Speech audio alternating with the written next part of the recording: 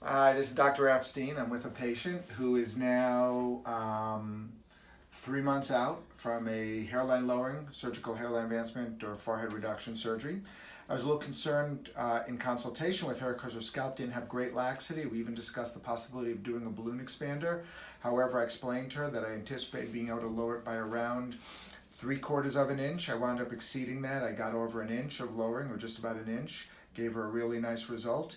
I always tell my patients with these hairline lowering surgeries that I will at least get you, like in this case I did 17 to 18 millimeters, the hope being I can get as much as 22, 23, which is basically what we accomplished. But you can see her before photos. You can't see any, you can see how high her hairline was. And you can see on that side where the eyebrows were all the way up here, and you can see as well how high the hairline was. And here she is today. And this is, my fingers are right under her eyebrows. And you can see how nicely this incision is all healed up. I mean, if you look very closely, you can see a very fine line scar, but for the most part, you can see she's got just a nice lowering. I did a little bit of rounding out. She doesn't need any grafting. She's really happy with how everything came out, which is awesome.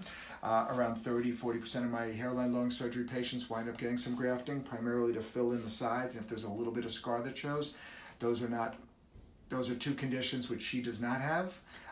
She's happy, I'm happy, and basically we're able to lower hairline by just about over an inch. This is Dr. Epstein with a patient 3 months out from a hairline lowering surgery. Thank you.